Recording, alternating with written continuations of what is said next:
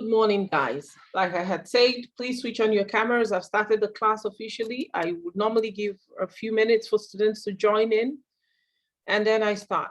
Please switch on your cameras. I am recording the session and you will be showing as blank on the screen, which is very bad. Switch on your cameras, please. Good. It's good to see you after your holiday. How are you, Fatima? How are you, Fuada? Adil. Savin. You look good, Savin. You're handsome. Don't worry. So you will look good in front of the camera. Okay? Good. Naban? Excellent. Now let's get started. Tell me, how was your holiday? Who wants to talk to me about it? How was it? Naishana? Yeah, it was amazing. Amazing. So what was the holiday about, Savin? What was it about? The what? Onam holiday. Onam. Good. Onam. Onam, when I hear Onam, I think of ornament. Ornament, something beautiful, something pretty and all that. So what is Onam for, Tamlika? What is Onam about? Yeah, it's a festival. Yeah, I know it's a festival for what? What is the festival for? What is the symbolical meaning of the festival? Why do you celebrate the festival? Have you ever occurred to any of you to ask these questions? Or you just celebrate it because it's celebrated? Fatima, have you ever asked? Yes, ma'am. I know the reason. Good. Like it is celebrated. Don't tell anybody. Don't say it. Now that is your very first activity this morning for me. Is I will put it on the board. Your first activity for me this morning is this. You are not too young you're not too young to know the why of things. Why is this or why is that? Now this is your homework for me. Not homework, classwork, sorry. We're doing it right away. Now you have just 10 minutes to write and defend yourselves. Otherwise, I will say you don't know your culture. And please don't Google and give me. My question for you is,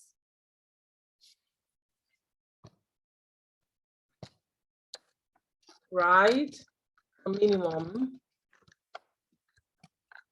of 80 words about Onam Festival, its symbolical meaning,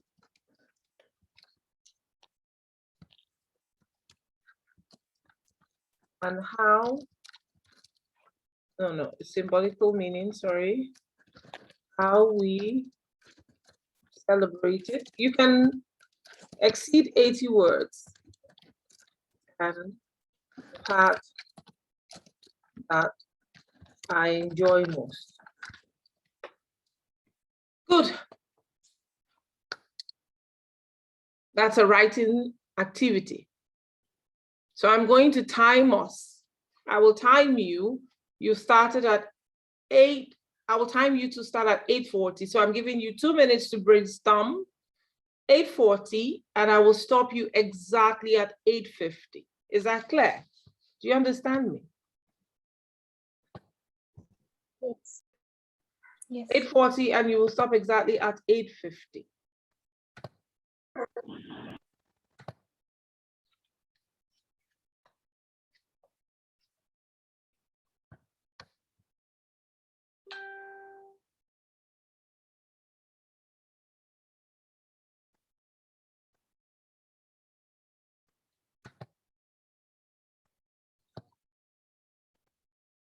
All right, guys, you can stop writing. Let's discuss.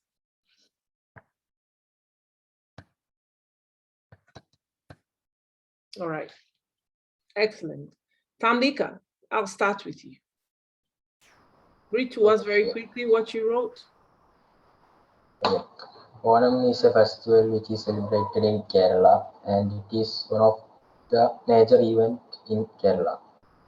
Onam is celebrated in memory of Mahabali, and it is known for its cultural events such as Pookalam, That's all you've written? Yeah. That's less than 80 words for one. That doesn't tell me the symbolical meaning of Onam, and it didn't talk about the parts that you enjoy. So your task was not complete.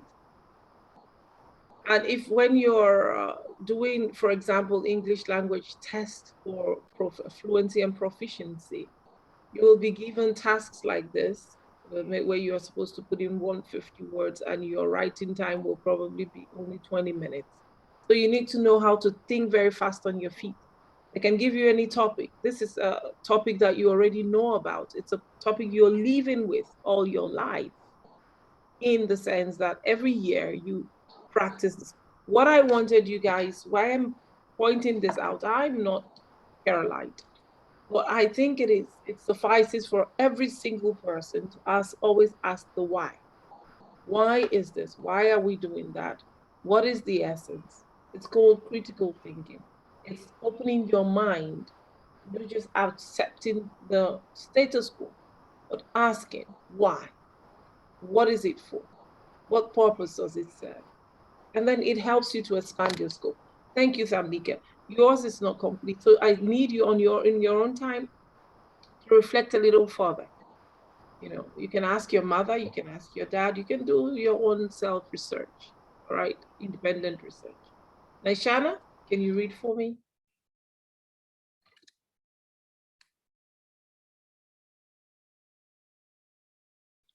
I can't hear you, dear. Something is wrong. We can't hear you. Onam is an annual festival celebrated in Indian state of Kerala, and it is an official festival of states and includes cultural events. Onam commemorates King Mahabali, and he is celebrated to honor the homecoming of King Mahabali, and he is known for being generous and kind-hearted person. And Onam is celebrated by people with varied activities, which include boat race, tiger dances, flower carpet, etc. And that Onam celebration spans over 10 days, and it is celebrated in the month of Chingam in Malayalam calendar, and in English calendar, it's up to August to September. And on the Onam day, the best part is Onam Sadhya, and it is one of the traditional thing. And this would have 14 different types of dishes, which is served in a banana leaf, and it is one of the most important element of Onam. Good job. That it will at least help even a stranger understand, right? You were pointed out all the necessary factors, but I didn't hear which part of the Onam thing you liked most, which part you enjoyed particularly. Well, good job.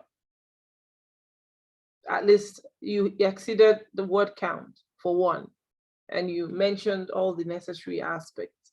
Okay, Fatima. Yes, ma'am. Go ahead. Yeah. Onam is a national festival of India, which is considered mainly celebrated in Kerala. What is camera?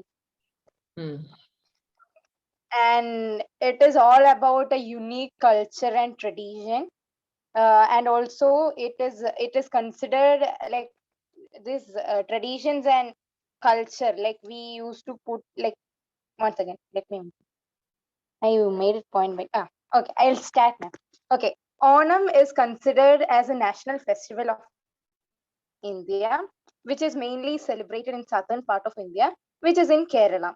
So it is celebrated due to the arrival of the mythical king, King Mahabali, who is well known for his kindness and powerful, and he was a powerful king, and he was a perfect king in all the ways. And due to that, it is a kind of memory towards the king, in which they believe that we believe that he comes and visit us during the month of Chingam. And also here the culture and tradition is the most important aspect, in which we share. It is a kind of unique culture and tradition we are following, like the saris, as you could have seen that the white sari with a golden silk on it, and even the men do wear a kind of silky dresses along with the ornaments, as you said, like there are some, jimki we'll tell, okay? It is a kind of umbrella, okay? And also the golden choker and everything comprises the attire. And also we welcome this king by flower carpet, like, or else the flower rangolis. And also, yeah, the sadhya, as Nishana said, it is also considered as a rich, it's a kind of a feast, a kind of traditional feast, which comprises this. I don't know the names of such things. I only know sambar. Yeah. Then Oh, okay. yeah, So what parts of this do you enjoy most? yes, like the sadhya, the food. The food. It is. I was also made to understand that Onam had something to do with harvest. Yeah, it is a harvest festival, ma'am. Like a 10 days festival, and it is something like we'll make some vegetable something. I don't know much. Okay. But still. All right. Thank you. Thank you, Fuada. And I think the girls are having more words so far. Fuada, I will go to you after that. Roshan, you will read for me. Savin is gone. I can't see him. Savin is not here. Fuada, please. Onam is a festival in Kerala. It is a festival of Hindus. Onam is commemorated of Mahabali. Onam is celebrated for 10 days. Onam is celebrated for days. The festival of Onam contains the tradition and culture of Kerala in the most unique way. In Onam, the people make a flower pookalam with various flowers and usually at the door of friends in their home. In Onam, we usually eat sadhya like Fatima. Okay.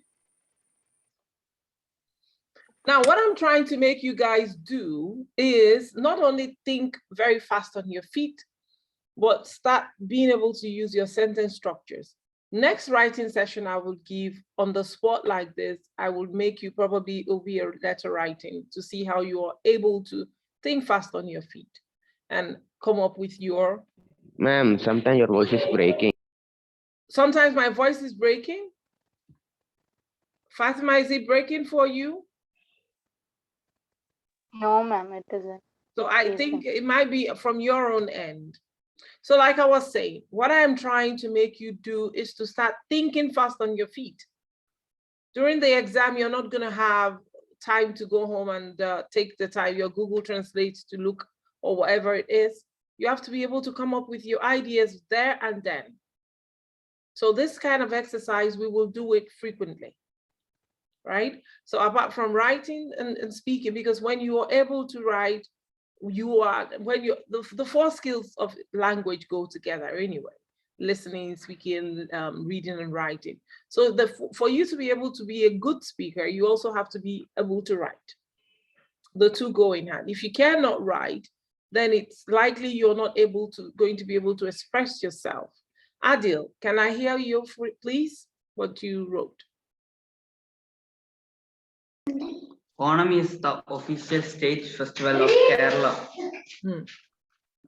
In Onam, I mostly like is Onam Sadhya. It includes so many items, food items.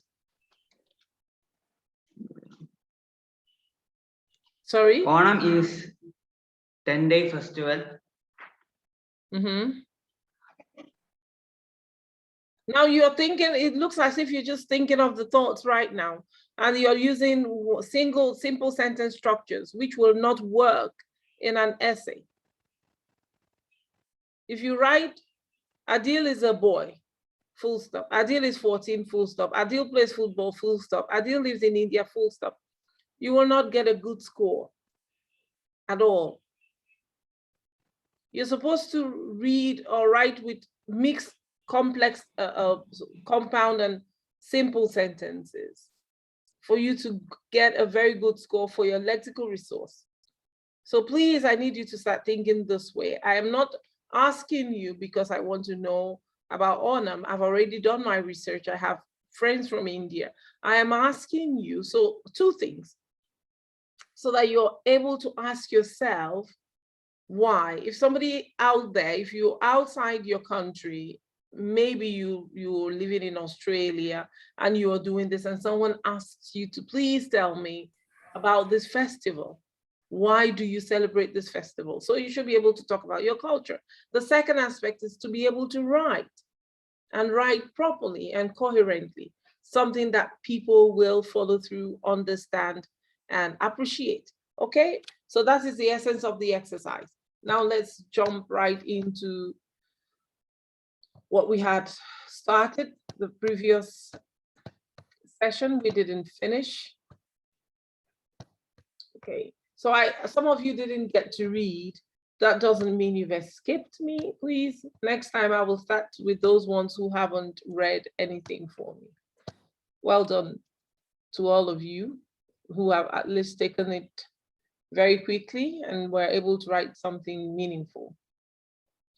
Now, Savine, are you here? No.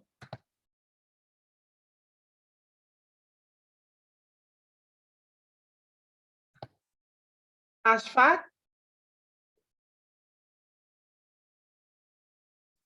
Hello? Yes, ma'am. Good. Were you in the previous class? I was not there for some minutes. I have facing some network issues and my home is at renovation work, so I did it. Okay, because I noticed I haven't seen you. All right. Ma'am, Anna, can you give me a Ashfaq means I have forgot to change my name. It's Azim. Azim. Oh, I see. I forgot. It's Azim. Okay. Naishana, can we talk about can you give me a recap of what we talked about last time? Apart from, the Diary of Anne Frank, which we had read and watched the explanation and etc. Now the grammar aspect, because that's where I want to focus on, the exercises, the grammar aspect of things. We started with phrasal verbs and now idioms. Yeah.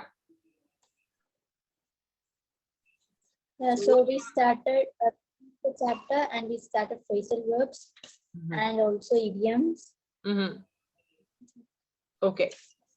So we're going to look again at, continue to look at idiomatic expression. What is that? What is an idiomatic expression? Fuada, what is an idiomatic? What do you understand as, in your own words, when something is called an idiomatic expression?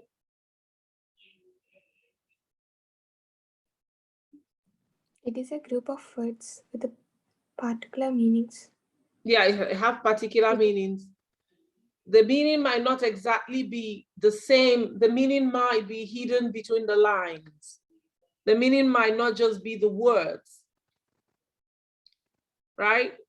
Like we use an example, we say to meet one's match. All right. Now we talked about quaking in its boots. They are literally scared. When you keep telling someone not to lose heart, what does that mean, Fuada? When you say to someone, don't lose heart, what does it mean? Can you repeat? When you're telling someone, please don't lose heart, what are you saying?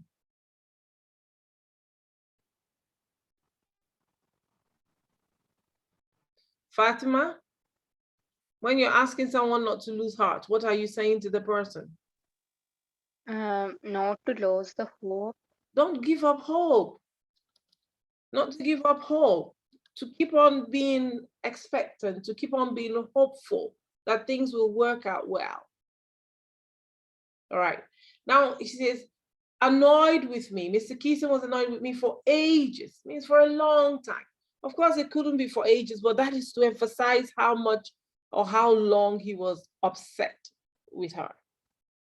So the ages there, you know what ages means? Ages refers to centuries, to long time. or she's just trying to use that word to give you an example of how deeply and how long he had been mad at her. Maybe it's since the beginning of the term. Okay. So we use, like I said, we use idiomatic expressions to liven up what we're saying, like something caught my eye. Like when you go window shopping, and then this beautiful bright bracelet catches your eye. Or when you're walking apart somewhere and an event, something happening catches your eye to attract you. That's what it means. Tamlika, what does it mean when we say laugh ourselves silly? Can you repeat once more? Laugh ourselves silly. Can you not see my screen, guys? And your cameras are all shut off. Except for Fatima and myself. Every other person is behind the screen. And Fuada. The girls, yes, as usual. The boys have excuses to hide behind the screen. Please note I'm recording your session. And if you're a repeated offender, always putting off your camera, you probably might have to offer an explanation to your principal on one of these days, because I submit this recordings to her. I asked, laugh ourselves silly. What does that mean? Tamlika? When you say laugh ourselves silly? I don't know. Okay, what does the word silly mean?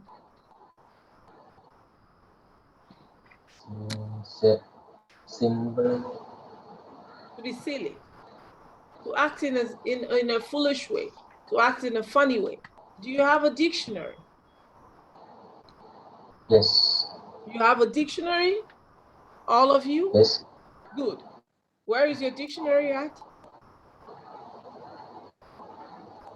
Yeah, it is next to me. When last did you use it? Last week Because or something. Google is now your best friend, right? So hardly does anybody open it again. You can actually use your dictionary to check things. If you've got an extensive dictionary like Collins, big, Webster dictionary, some of the dictionaries will even use idiomatic expressions and their meanings, or give you words and their synonyms and antonyms. This, your dictionary should be your very good friend. When I was your age, I read dictionary the way I would read a novel. Okay? So what does the word silly mean? To be very foolish. So when you laugh yourself silly, you laughed until it was like you're out of breath. Somebody said something in the chat box? Foolish, yeah, it's foolish. Okay. Now, can't bring myself to. You can't bring yourself to. Roshan, when you say, let's use, for example, I can't bring myself to do this. What does that mean?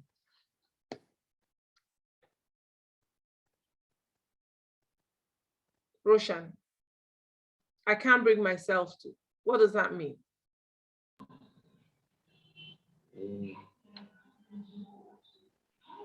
That I can't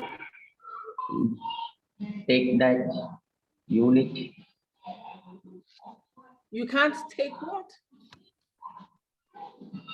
We're talking about the phrase you cannot bring yourself to.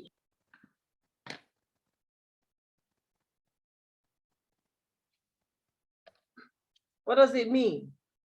Anybody? Can anybody bail out Roshan? Unable. Unable to. I'm unable to do something. I just cannot comprehend it. I can't bring myself to do this. I can't do it. I'm unable to. All right. So please, you have to learn these things. Like it says, the expression caught my eye in this, something to attract you. I can't bring myself to do this. I'm unable to. So idiomatic expressions are flavor. It's like curry or whatever spice. It spices up your saying, what you want to say. Idiomatic expressions be all eyes, like with a lot of interest. Guys, can you please stop moving back and forth? In front of somebody, he had seen his, sorry, I was saying to be all eyes, show a lot of interest. The children were all eyes. They were keenly interested. Then to be up to your eyes in something, that means the work is up to this max. It's to the maximum level. I'm up to my eyes in work. Instead of saying, oh, I have a lot of work, make it more, I am up to my eyes in homework. So I'm all ears. When I say I'm all ears, what does that mean?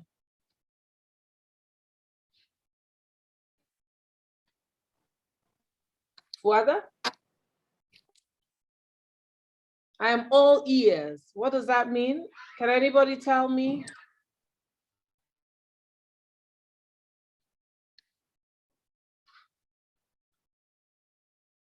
Nobody? Naishana? Atma? I am all ears. I just told you I am all ears. Like listening. I want to, not just listening, I want to hear it. You've got some story to tell. I'm all ears, like something juicy. I need to hear. I'm listening keenly. That means all my interest, all my ears are with you. I want to hear. I don't just want to, I'm not just listening like, I want to hear it.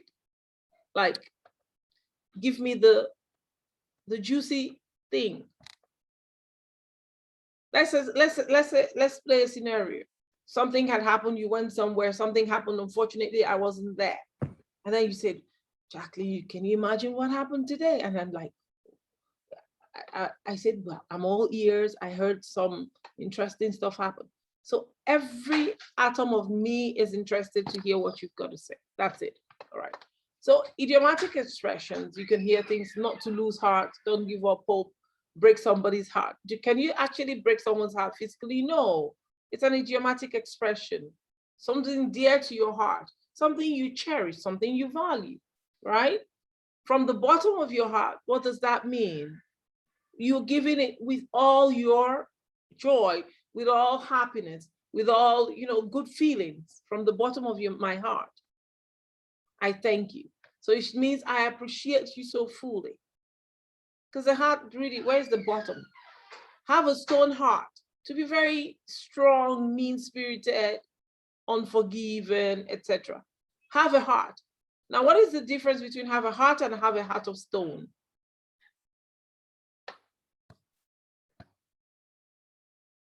Sabin, what is the difference between to have a heart and to have a heart of stone?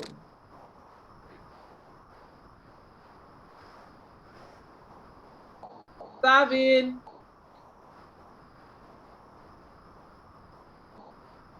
Can you switch on your cameras, please, boys? Why do I keep on having you guys asking Naban, Azim, Savin, Amlika, switch on your cameras? It's really upsetting. If you have got issues with switching on your cameras, you say ahead of time. Don't come to class and not switch on your cameras, please. I don't want to waste time doing this. The grade 5 students, they all had their cameras on except 1 or 2 of them. Come on. To have a heart means to... Ma'am, can you hear me? Yes, I can hear you.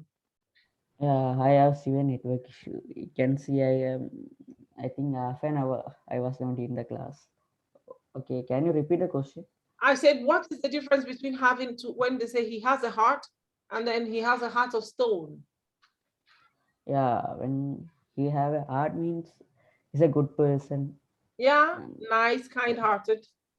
Yeah. Decent and person. He have a heart of stone means a cruel mind person. Mean-spirited, mean person. Good. All right. When your heart goes out to somebody, where it says, my heart goes out to you. Father, Fatima, Neshana, my heart goes out to you. What does that mean? Fully concerned. You feel for them. You feel concerned. You empathize. Okay, thank you. Contracted forms. You know what contracted forms are. Contracted forms, we use contraction when we bring two words and turn them into one. We shorten it. And we use contractions a whole lot, especially for informal writing, like informal letters. We use contractions. So you have, for example, cannot, separated, can, and becomes can't. I would, or I had, I'd. I'm sure you know all this already. It is, then you use the apostrophe to contract so that we shorten it, right? I have, I've, I had, I'd, I will, I'll, I apostrophe LL. So I'm sure you know all this already, so I don't want us to, but we're just looking at the parts of the grammar that have been inserted in the article we read on the Diary of Anne Frank. Speaking. Here is an extract adapted from a one-act play. In the extract, angry neighbors who think Joe, the inventor's new spinning machine, will make them lose their jobs, come to destroy Joe's model of the machine. You've just seen how contracted forms can make a sentence, a written text, sound like actual speech. Try to make this extract sound more like a real conversation by changing some of the verbs back into contracted forms. Then speak out the line. So I'm going to share the line to each person. We have Mob, we have Mary, we have Hob, we have second man. Again, so three, sorry. Mary, Fatima, you are Mary. Mob, you are Tamlika. Second man, Azim, are you there?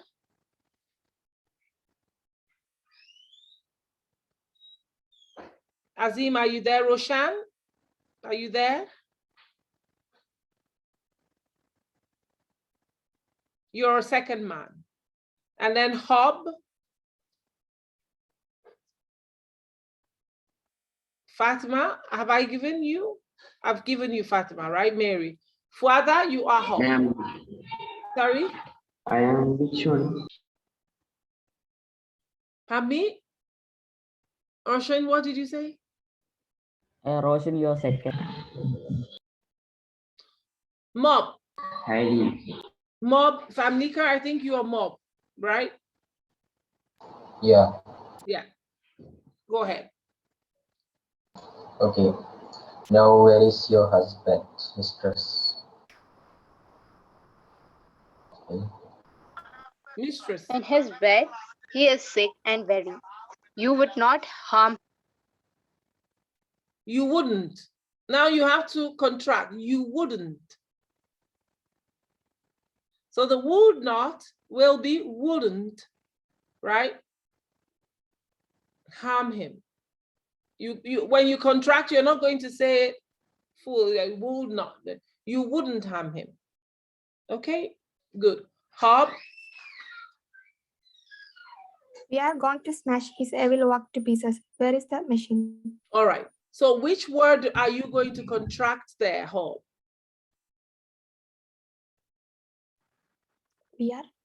We're.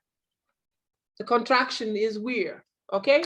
We are going to smash his evil work to pieces. Where is the machine? Second man. On the table. Yeah, there is no contraction there, on the table. Hob.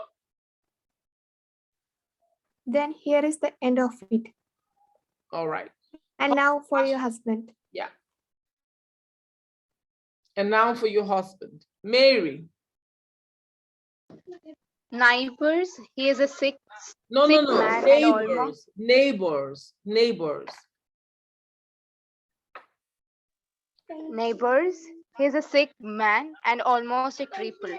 You wouldn't hurt him. Yeah, you wouldn't, right? I was listening for that. Hob. He is planning to take away our daily bread. We will show him what we think of him and his ways. All right, so where are the contractions, Hob? We will. Not just that, the beginning, his. H-E apostrophe S, he is planning. He is planning.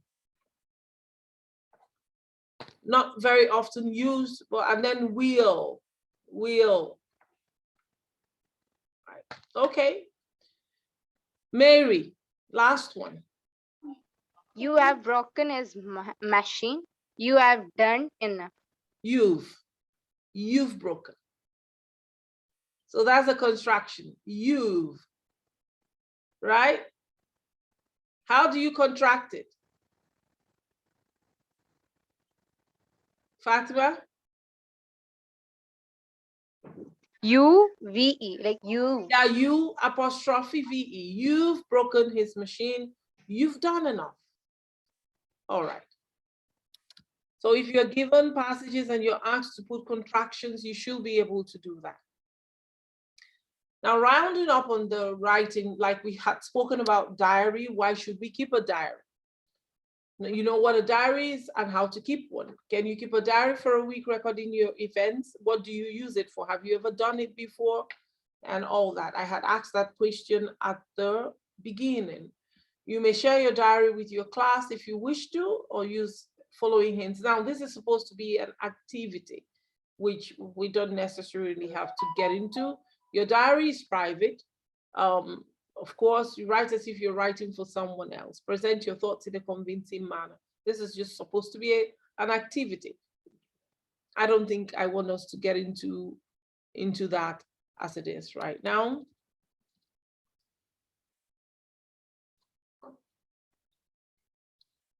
Listening. This we're going to skip because the, what is it called? The audio is unavailable. I'm going to try and see if I can locate it.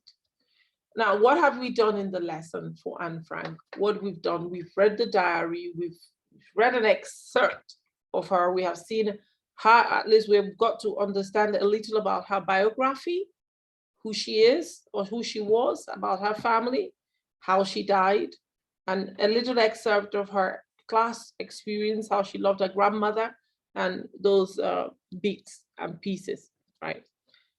It says that Anne Frank's diary became a public document after the World War II, when her father discovered it and felt it was something. Initially, it was called what? What was the name before? The Diary of a what? Young girl. A young girl, yeah. Okay, this passage is for listening. Unfortunately, I don't have the audio, so I'm going to see if I can find it on YouTube, or I have searched, but it seems maybe there's something I'm not getting right, but I can't seem to get that. Amanda, now let's finish off with this poem of Amanda first, before I will tell you parts of the grammar I need you to prepare for next week, please. Amanda, who is going to read for us? I need some feeling, someone who can read with some emotion, able to, because there are exclamations, able to express themselves. Any volunteers? Okay, I'll read because we don't have so much time. Amanda, but guys, come on.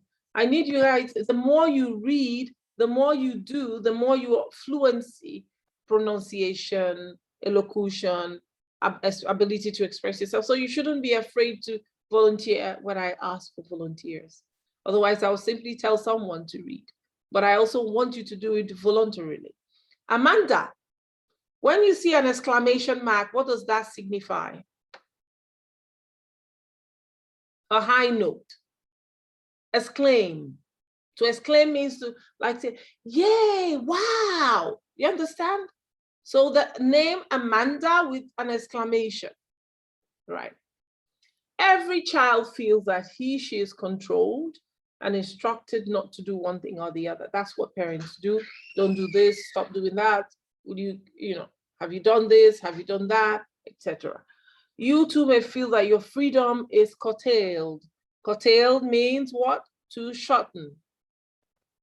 Write down some of the things you want to do, but your parents, elders do not allow you to do. I am sure you have a long shopping list of that. Now, to read the poem aloud, form pairs, each reading alternate stanzas. You are in for a surprise. To read the poem aloud, form pairs, each reading alternate stanzas. Don't bite your nails, Amanda.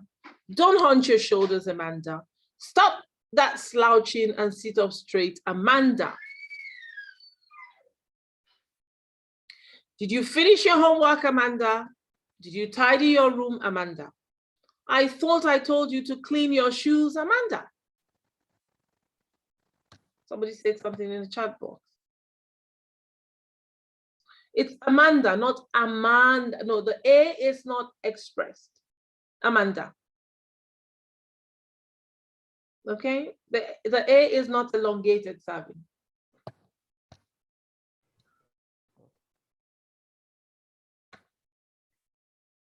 All right. So I'm skipping stanzas first. Don't bite your nails, Amanda. Don't hunch your shoulders, Amanda. Stop that slouching and sit up straight. Slouching is when you sit up straight, Amanda. Did you finish your homework? Did you tidy your room, Amanda? I thought I told you to clean your shoes. Don't eat that chocolate, Amanda. Remember your acne, pimples, blackheads. That's what acne means. Will you please look at me when I'm speaking to you, Amanda? There is a languid emerald sea where the sole inhabitant is me, a mermaid drifting blissfully. I'm an orphan roaming the street. I pattern soft dust with my hushed bare feet. The silence is golden, the freedom is sweet. I actually love this poem because when I'm reading it, sometimes I see myself caught in between the stanzas as a mother. When I'm telling my daughter, Christine, that's my daughter's name, have you done this?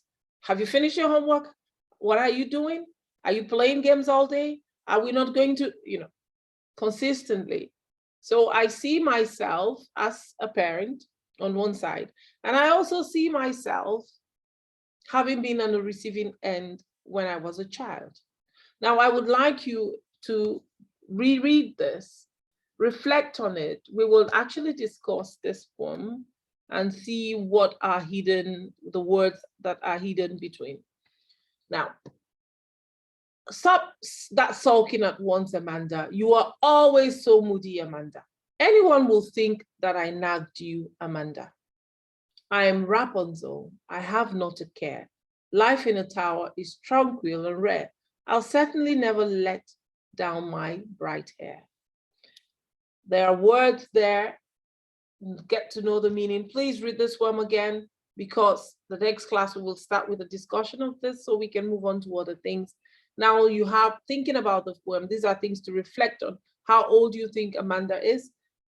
She's most likely, I'm not going to say, how do you know this?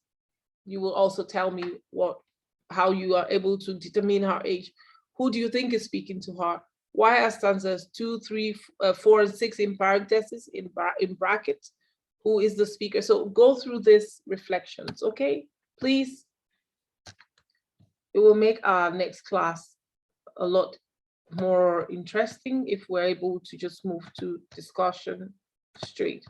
Now, like I had said, for grammar, I need you guys to reflect on this part, which is where we will start in the next session. And these are tenses. I need you to reflect on your tenses for your grammar. Just 1 second, please. I will give you the list of tenses I need you to look at.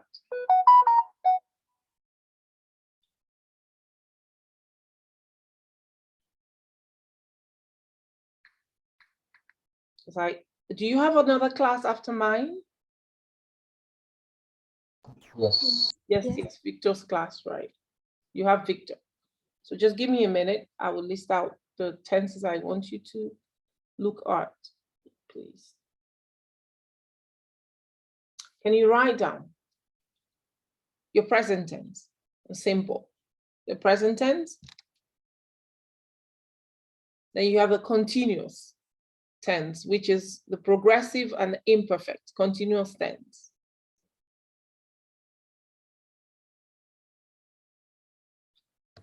Present perfect tense.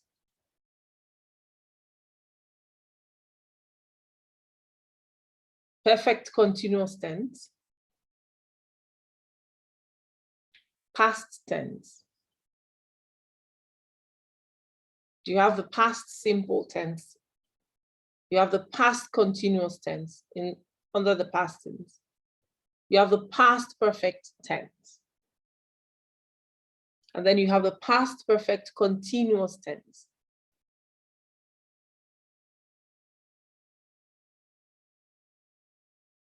We go to the future. The future tense, future continuous tense, and future perfect tense, future perfect continuous. So basically our class next week will be on tenses, exercises on tenses, discussing these tenses, differentiating them from each other, after we have just had a 5 minutes discussion on the poem Amanda. All right. Thank you very, very much, guys. I'm sure Victor is waiting for you. I don't want to take too much of your time. I'm happy to see you once again, and I look forward to seeing you next week, Friday. Please do practice your tenses, okay? It's always better to come to class prepared and then reflect again on the poem Amanda. See if you can read between the lines and share your thoughts during the next class. All right, guys, thank you. Hurry off to your next class. Thank you very much. And I'll see you next. Thank you, ma'am. You're welcome. Bye.